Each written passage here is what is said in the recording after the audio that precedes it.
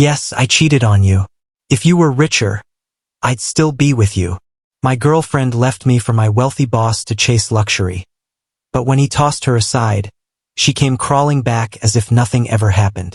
My name is Levi, and this is the story of how the woman I loved most in this world shattered me completely, only to come crawling back, when life finally showed her the true cost of betrayal.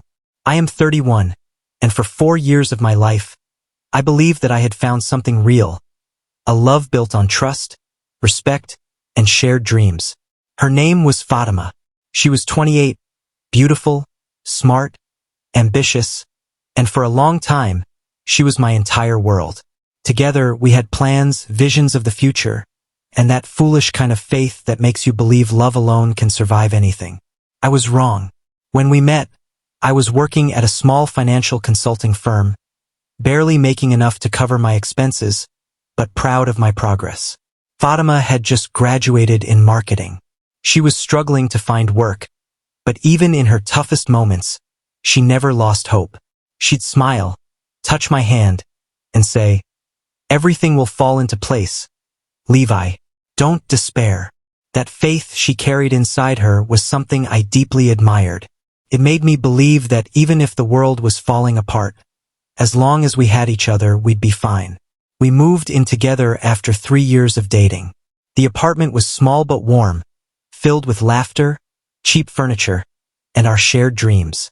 My job as a financial advisor at a medium-sized advertising company gave us stability. It wasn't much, but it was honest work, and I was determined to build a better future for us. My boss, Marcelo, was a charismatic 45-year-old man who knew how to charm anyone in a room. He was polished, wealthy, confident, the kind of man who made people feel smaller just by standing next to him. I couldn't deny that he had a presence, but behind that smile, there was always something I couldn't quite trust. One day, when Fatima had been out of work for months, I mentioned her situation to Marcelo during lunch. I thought I was helping. "She studied marketing," I told him. His eyes lit up instantly. "Marketing, you say? Well, we're actually looking for someone for our social media and campaign department. Tell her to send her resume, or bring it yourself. I'll take a look." That night, I rushed home full of excitement. I told Fatima about the opportunity, expecting her to be thrilled. She was hesitant at first. She said she didn't want anyone thinking she got the job because of me. But I convinced her. I told her that talent speaks louder than connections, and that this could be her chance to prove herself. A week later, Marcelo interviewed her personally. When she walked into the office that day, I remember how nervous she was. She looked beautiful, dressed in a way that balanced professionalism and charm. She practiced her answers in front of the mirror all morning. Later, she texted me, "It went well. I think the boss liked me." I smiled, proud of her. 2 days later, she was hired. I was overjoyed, not just because she had found a job, but because we could now share the same workplace. We had lunch together, drank coffee during breaks, and talked about how lucky we were. For weeks, everything felt perfect. But slowly, I began to notice subtle shifts. Marcelo, my boss, started making jokes about her. At first, they seemed harmless. "Levi, your girlfriend is quite talented, and beautiful too." Everyone laughed, even Fatima. But inside, I felt a strange unease. Over time, his comments grew bolder. "Levi, be careful. If you don't treat her right, I might steal her from you." People laughed again. And Fatima?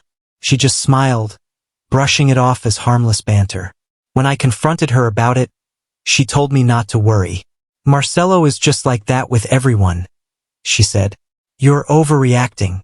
I wanted to believe her, so I did. Then came the shift change. Fatima's department needed to adjust their hours for a big project, and she was moved to the evening shift 2 p.m. to 9 p.m., while I stayed on the morning one. Suddenly, we no longer shared lunches or rides home. She said it was temporary, but that temporary change turned into permanent distance.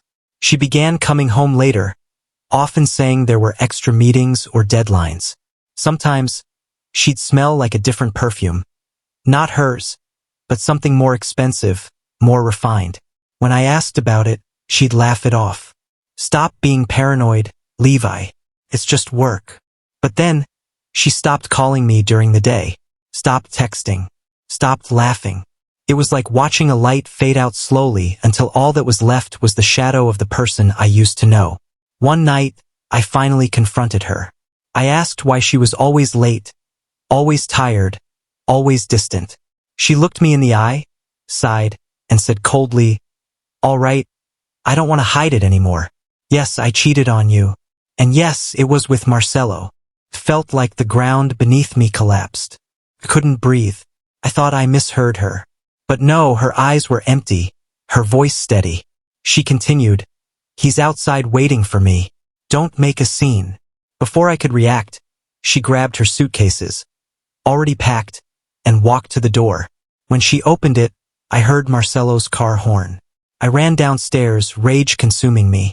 I yelled at him, called him names I don't even remember. He just smiled and said calmly, "Relax, kid." She came willingly. "You shouldn't take it personally." That smile, that arrogant, mocking smile, was the last thing I remember before my fist met his face. I don't even know how many times I hit him.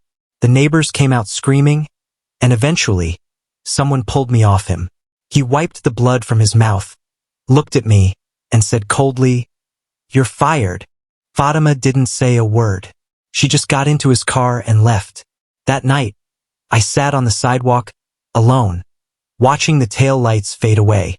I had lost everything. My girlfriend, my job, my dignity.